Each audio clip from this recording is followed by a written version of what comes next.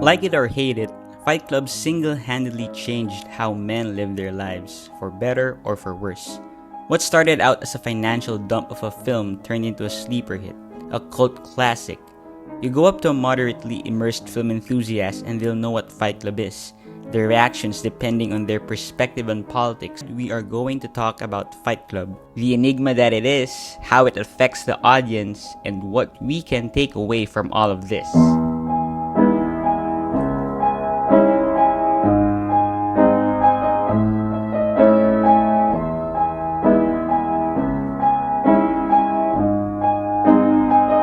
Our main character, the narrator, is a man who owns an apartment stacked with IKEA furniture and cultural reminders of his environment. He works in a major car company, handling automobile recall. Basically, he ascertains whether or not a vehicle is safe enough to be used on a massive scale. There's even a formula for it. A times B times C equals X. He travels around the country to inspect car accidents and checks in hotels with their single-serve amenities, near-perfect interior design, and cable TV with unlimited channels. Woo! What a state-of-the-art existence! But as the narrator says it, a house with condiments and no food. Or a high-paying job and a lot of money to cash out. We do the work for you, so sit back and relax as you board Life Airlines.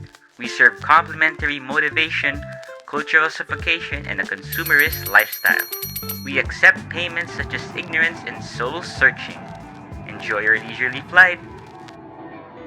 Often a starting point of a protagonist, our life is usually the status quo, a diluted reminder that we are alive in a horrifyingly self-dependent world operated by the whims of the ones in power. The narrator also suffers from insomnia, which robs him of the only joy he has in life, escaping it. With a self-serving existence stuck in a comforting and blind ignorance, the narrator lacks all purpose and meaning. He takes on a pessimistic and often judgmental mindset towards the world around him. He is stuck in a bubble of repressed expression and an over-reliance on the products he purchases. He is a slave of his own doing. It is his fault and we are to watch him suffer. Many of us are living a semblance of this life. Whatever variable it is, there is one grand dull picture that incapacitates our true selves. Whether it may be of our own fears, our family, a string of incessant relationships, our lack of passion, or in the case of this film, the very world the narrator lives in, our life can be a routinely hollow code in a line of programming to serve a selfish purpose to which we let consume us. And that is the narrator. But what happens when something clicks? At around 20 minutes of the film, the narrator is seated beside Tyler, a charismatic soap salesman who instantly strikes up an eccentric connection with him. With his fun facts, he holds the narrator's attention, and effectively, we as the audience are hooked in. Played by the enduringly charming Brad Pitt, Tyler Durden quickly becomes the star of the story, with his rebellious nature, his anti-consumerist mindset, and his brash demeanor. A large figure in the set of literally me protagonists, a trope incels and chads alike resonate with, like my favorite character in fiction, Walter White. Tyler Durden embodies the liberated red pill nature of the average man's fantasies. It also represents a struggle within the masculine psyche. The need for adventure. A punch, a moment of release, a gunshot, an explosion, a sense of burgeoning change. We are so in fact tethered to this world of security that we find ourselves soft and flabby, wasted away by the need for conformity. And so we escape the matrix. No, we don't use that guy here, he's a troubling human being. A simple reminder of the culture we live in will pile up until it explodes on us and we effectively change. Or we die, ignoring the leak of radical change. As the film progresses, the two engage in pseudo-intellectual who would you rather fight questions and philosophical declarations against society. We even get satiric and explicit scenes that display what kind of person Tyler is. In the cinema, he splices questionable frames into film reels, which leaves audiences traumatized. In the restaurant, he relieves himself on the food being served in high-class, pompous, fine dining tables. We don't even question him, as he is charismatic enough to hide those acts. And then, the moment hits. The whole premise of the film is so viscerally presented to you that you don't even notice it. Even Brad Pitt didn't notice it. The punch to the ear was unscripted. Something just changed. We are not witnessing the slow decay of a mindless employee. No, we are witnessing a brutal uproar of man's unraveling. The narrator, in this momentous moment of momentary momentum montage, finally wakes up from his figurative sleep. He's awake, he's alive, his purpose is awakened, and slowly, everything falls into place. The narrator moves in with Tyler in an abandoned manner straight out of a hurricane. Additionally, he begins questioning the very things he once considered the norm, such as advertisements, establishments, and historical figures. He even fights back against his boss in a threateningly descriptive manner. And then, in what can be described as an initiation, gets his right hand corroded by lye, a cleaning product. There, he goes a step closer to emerging out of his shell. And then that's when we get the iconic speech. Wait, which one? Two of them. Slowly, more and more members start pouring in.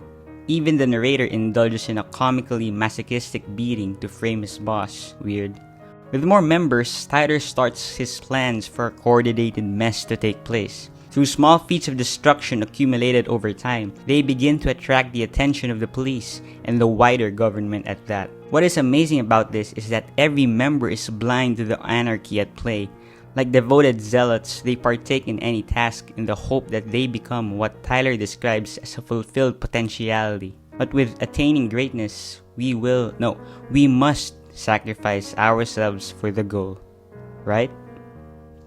In the third act, it is revealed that the narrator and Tyler Durden are one and the same. Rather, Tyler is a manifestation within the narrator, born out of his repressed identity and desires amidst the soul-sucking facade that society contains. Through this, he becomes a force of change within fellow men who feel the same way too, in their alternate lives and alternate fates. Because of this, everything we know about the story morphs into the question of metamorphosis. There is no Tyler Durden. There is no Fight Club. We are just following an influencer once more, serving his ideals without questioning ours. What do we want? Why would we follow someone? Should we follow someone? Or should we follow something else?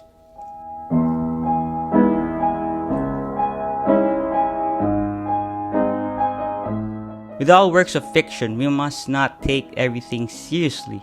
However, it is a difficult piece to ponder upon with our current world state and the increasing doom of technological slavery. When do we decide that it's too much?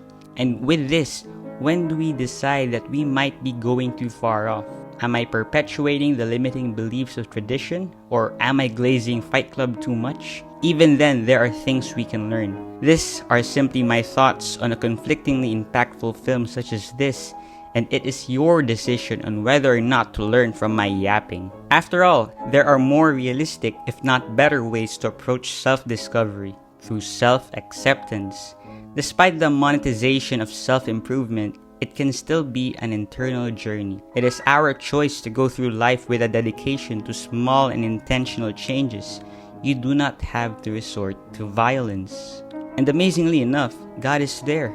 If you are a believer, remember that Jesus is still the best figure to follow. Or if you think it's all crap, well, still stands. He still is the best figure to follow.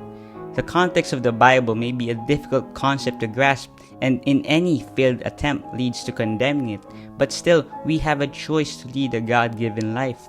Male or female, we have our own decision, and to choose God to follow is something that will make your life better than what Tyler Durden can offer, no matter how challenging it is.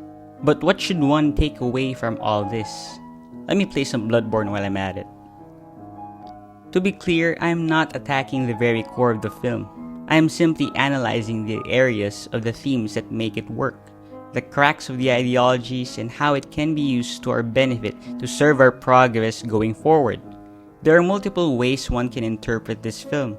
There are some who take this chaotic masterpiece as a reaffirmation of their masculine beliefs. It can be easy to do, as on the surface level, that is what it suggests. Tyler is a messianic-like figure, and his disciples follow his every whim. But even then, that is a highly skewed yet valid understanding. One can deduce that Fight Club is a satire about rejecting toxic masculinity in favor of what is equal. Even the author of the original poem, Chuck Palahniuk, has something to say with what Fight Club depicts in both novel and film. In a Joe Rogan podcast from 2018, Palahniuk states that Fight Club was also depicting a new form of the secondary father, with all these kids showing up on the doorstep. So in a sense, the intended purpose of Fight Club is to address the aspects of men's lives that were overlooked upon or frowned upon as weak. But that doesn't say that you should be like Tyler Durden. It is simply asking, would you really want to be the narrator? The film, at least in my point of view, is not about being misogynistic or being straight or rejecting the traditional norms or metaphorically and literally blowing up the whole world. It is simply reminding you that the things you have are not your life and should not own you. It is giving you the opportunity to take a step back and ask you if you are living a life you truly want to live. From a filmography standpoint, Fight Club is one of the greatest films of the 90s that I've ever watched. Its contentious themes, fascinating cult-like depiction of Tyler Durden, and its amazing performances from Edward Norton, Brad Pitt, and Helena Bonham Carter is a reminder on how a film can influence an entire generation of men. Thank you for watching.